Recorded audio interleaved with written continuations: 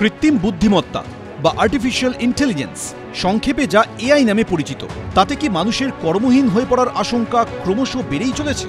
Turing machine থেকে chat GPT, কৃত্রিম মেধা প্রযুক্তির উপর বেড়ে চলা নির্ভরতা ধীরে ধীরে গ্রাস করছে মৌলিক চিন্তাভাবনার পরিসর।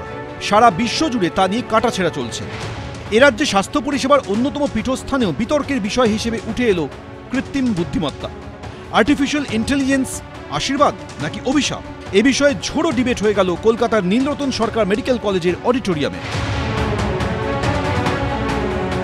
সরকারি চিকিৎসা পরিষেবার অন্যতম উৎকর্ষ কেন্দ্র হিসেবে পরিচিত এনআরএস মেডিকেলের ২৭তম মিড টার্ম রিইউনিয়ন সাক্ষী রইল এক সময়োপযোগী মনোজ্ঞ বিতর্ক সভার। চিকিৎসক থেকে প্রাক্তনী উপস্থিত ছিলেন সবাই।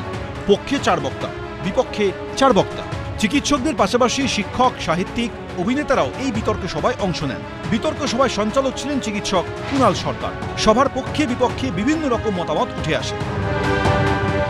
চ্যাট জিপিটি ইউজ করিনি। আমার স্নাতকোত্তর যখন শেষ হয়েছে, আমি স্নাতক যখন শেষ করেছি, আমি যখন স্কুল পাস করেছি, আমি ইভেন আজকের এই ডিবেটটার জন্য একবারও চ্যাট জিপিটি খুলে দেখিনি। আমার ফোনটা আমি সবার হাতে দিয়ে দিতে পারি। আমার ফোনে কোনো চ্যাট জিপিটি বলে অ্যাপই নেই। আমার ফোনে ইনবিল্ট অ্যাপে যতটুকু জেনারেটিভ এআই আছে সেইটুকু আছে, সেটার কোনোটাই আমি ব্যবহার করি না। তার কারণ আমার নিজের ব্রেনটাকে অবশ করে অচল করে বসিয়ে রাখতে আমার খুব একটা ভালো লাগে না। এইবার গন্ডগোলটা কি হচ্ছে, আমি চারপাশে দেখতে পাচ্ছি যে চ্যাট জিপিটির মধ্যে দিয়ে রিসার্চ পেপার লেখা হচ্ছে, জার্নাল লেখা হচ্ছে, অ্যাসাইনমেন্ট লেখা হচ্ছে, পরীক্ষাও লেখা হচ্ছে। এবার তৈরি হচ্ছে যে একটা পুরোপুরি dump generation. You are not blaming AI. You are blaming the hand that uses AI. So please keep this in mind. Throughout civilization, we've had scientific progress, technological progress, progress in the areas of humanities. But with that progress, other areas have not stopped.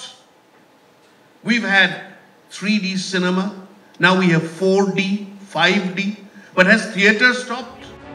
কৃত্রিম মেধাকে নিয়ে যখন ভয় চেপে বসছে বিশ্বজুড়ে, কৃত্রিম মেধা খেয়ে নেবে কোটি কোটি চাকরি, কাজের বাজারে এআই এর থাবা এড়ানো যাবে না, তা নিয়ে চারিদিকে যখন গেল রব, তখন বিশ্ববাজারে উৎপাদন ও আর্থিক সমৃদ্ধি ঘটাতে বিভিন্ন কর্মক্ষেত্রে এআই প্রযুক্তির ব্যবহার বেড়েই চলেছে।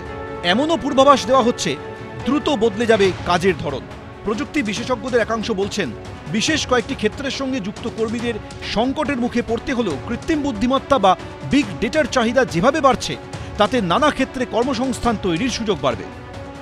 কিছুটা উৎসাহিত হবার জায়গা আছে, কারণ আমাদের অনেক কিছুর মধ্যে, সেটা ধরো ফর্মুলারি, প্রেসক্রাইবিং, ডায়াগনোসিস, অনেক কিছুতে এআই আমাদের সাহায্য করছে।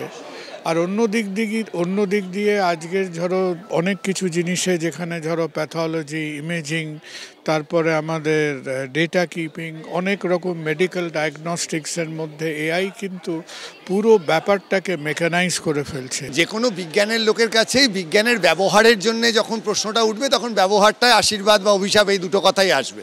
কিন্তু বিজ্ঞানকে সরাসরি দায়ী করার কোনো মানে হয় না, কারণ বিজ্ঞান একটা থিওরির ওপর নির্ভর করে বহু বছর ধরে জারিত হয়, বিবর্তিত হয়, এবং তার নিরিখে বিভিন্ন সময়ের মানুষ তাদের ব্যবহার করেন। এবার সাধারণভাবে আমাদের সমাজ রাজনীতি সম্পর্কে যত দিন এগোচ্ছে, আমরা মোটের ওপর যেটা দেখতে পাচ্ছি যে সাধারণভাবে যারা সমাজটাকে চালাচ্ছেন, যারা দেশটাকে চালাচ্ছেন, তাদের জ্ঞানের গভীরতা নিয়ে প্রচুর প্রশ্ন উঠছে। এনআরএস মেডিকেলে বিতর্ক সভায় আলোচনায় এই সমস্ত দিকই উঠে এসেছে। সন্দীপ সরকার, এবিপি আনন্দ, কলকাতা।